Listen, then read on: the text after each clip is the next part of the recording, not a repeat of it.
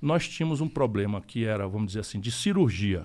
Vou fazer uma comparação. O modelo econômico antigo, que trouxe o Brasil de 30 a 80, crescendo pra cacete, concentrou renda e tal, mas ele dependia de tecnologias muito lentas, que a gente copiava. Então, a indústria automobilística do Brasil foi uma planta de segunda mão da Volkswagen, que o Juscelino trouxe, botou aqui em São Bernardo. E tudo bem, naquela época, a nova linha de montagem era muito melhor, dava 3 Fusca por dia, e a daqui tirava só um, a produtividade não era tão diferente, você protegia o mercado. Para explicar o que aconteceu, o livro explica com mais detalhes isso aqui, que eu quero que todo mundo entenda o que está acontecendo, porque isso não é para olhar para trás, é para olhar para frente, para consertar o problema. E a outra questão é que nós adiamos eternamente a compreensão de que o que financia um país se desenvolver é o capital que ele consegue produzir. Então você tem uma mistificação de que nós vamos ser salvos da nossa tragédia, desenvolvimento, pelo capital dos outros. Então o que é que vige no Brasil como sistema? Vamos ser um bom moço internacional, privatizar, desregular, blá, blá, blá, blá, blá, que os estrangeiros virão para o Brasil. Está aí o Bolsonaro, no auge da maior crise energética desde 2001, dizendo que vai vender a Eletrobras, que tinha dito na véspera da eleição que não aceitava privatizar, que é um estelionatário, um mentiroso, um enganador, um traidor, e teve 57 milhões de pessoas zangadas, aborrecidas, são meus irmãos, que votaram nele, não votaram em mim. Mas eu respeito. Então, estou pedindo a eles só, vocês foram enganados, vocês não têm culpa. Que política engana as pessoas, infelizmente, é uma estatística muito alta. Então, não fique com vergonha, mas, porra, abra a cabeça. Sim, mas aí, você chegou lá, virou presidente, e você quer fazer essas mudanças. Ela tem que passar pelo Congresso, eu imagino. Sim. E aí, como que você faz com que o Congresso colabore com você para passar questões que são muito difíceis de passar, que precisa de 70% da aprovação? Primeiro, entender que 3 reformas são apenas aquelas que você deve procurar essa maioria elástica de 3/5, que é o que exige para mudar a Constituição. A reforma do sistema dos impostos, a reforma do sistema de previdência social e a reforma do sistema político. E aí, como é que a gente faz isso aqui? O presidente faz o pacto federativo e pede aos governadores e prefeitos para vir ajudar a mediar esse grande novo entendimento. Entendi. E oferece ao conjunto do parlamento, mas a chave é manter a fidelidade da rua. E chave derradeira, depois que esse pacto for ajuizado, e todo mundo discutir, vai ter um prazo, porque também só reforma o Brasil o presidente que tiver pressa. Por quê? Porque o capital político ele é declinante com o tempo, porque há uma esperança que se renova e ela é substituída por decepção. Sim. E então você tem que pegar no auge... primeiros dias, né, dizem. 6 meses eu estou falando. 6 meses? 6 meses para ter maturidade, para a gente discutir os assuntos, trazer a experiência internacional comparada, iluminar. Então você diz, se a gente botar um plebiscito, porque a chave final é pactuamos, tem dificuldade, vamos chamar o povo para votar. Plebiscito e referendo. Por isso que é 6 meses. Entendi. Então vai ter 60 dias de campanha. Sabe campanha eleitoral? Só que em vez de ser eleja o fulano, eleja a Beltrana, vai ser o seguinte, é votar a favor do aumento de imposto para o rico, diminuir imposto para pobre. Aí os caras, vai ter lá, o tribunal vai dividir o tempo, vai ter os representantes, isso é um absurdo, a carga tributária é muito alta, e vai ter a turma que vai dizer, não, é isso aí mesmo, nós vamos ter que criar um programa de renda mínima e tem que cobrar isso das grandes fortunas, para financiar, senão é mentira.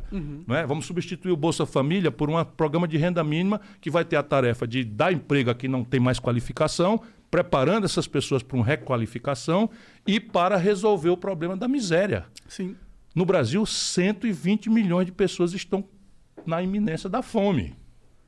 Esta é a realidade que o próximo... Nossa, esse número mesmo? É assim mesmo. 29 milhões estão com fome, não comeram hoje, e 120 estão, IBGE, com precariedade na ração que conseguem acessar. Caralho. Comendo menos proteína, menos caloria do que precisa. 120, mais da metade do povo brasileiro. Isso é assustador, né? Caramba, estão destruindo o Brasil. Nosso país está sendo destruído. Não tem exagero nenhum. Qual é o argumento que você quer? Quando foi que houve mais desemprego na história do Brasil? Hoje, 14 milhões e 800 mil. Quantos brasileiros procuraram emprego e desistiram? O IBGE tira do desemprego e chama de desalento. O maior da história, 6 milhões de pessoas. Quantos brasileiros estão vivendo de bico? ganhando ninharia, correndo de motocicleta aí na madrugada gelada do sul, sudeste do Brasil, ou na chuva em Fortaleza, para ganhar R$ 5 numa corrida com um caixote nas costas.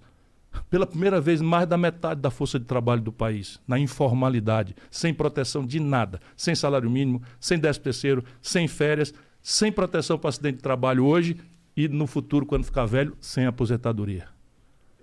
Preocupante. Quer mais o quê?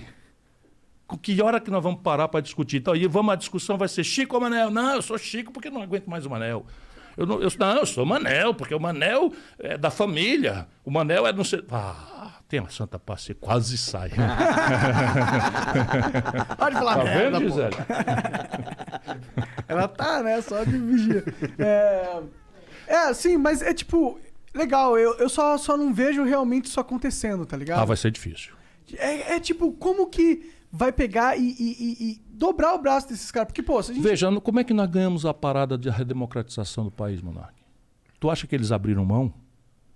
Eles não abriram mão, é porque o processo político acabou erodindo uma crise econômica que perdeu a sustentação popular e a habilidade política, a audácia política foi produzindo alternativas. Então você foi uma transação por cima, como na história.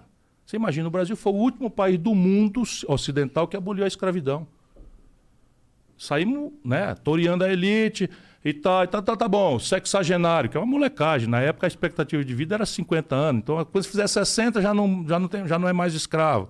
Quase nenhum chega na lei do ventre livre, então quem nascer agora não é mais escravo. E fomos indo. Acabou a escravidão em 1888, quando os americanos foram para a guerra em 1787, porque aboliram a escravidão em 1787 e houve uma secessão e tal. É isso. E o legado escravista está aí entre nós. Então você tem toda a razão de perceber, e é muito importante para um cara como eu, entender que eles são poderosos, são muito poderosos. Antes de mais nada, eu não tenho direito sequer de ser candidato. Não tenho direito, porque eu sou um cara que não dizem que eu sou ladrão, mas assim, é doidão, é boquirroto, é temperamental, tal, e é muito bem trabalhado, muito bem urdido, porque eu tenho esse meu jeito, eu falo com franqueza, digo o nome das pessoas, digo o número e tal. E tudo bem, eu estou amadurecendo e tal, mas a democracia é assim mesmo.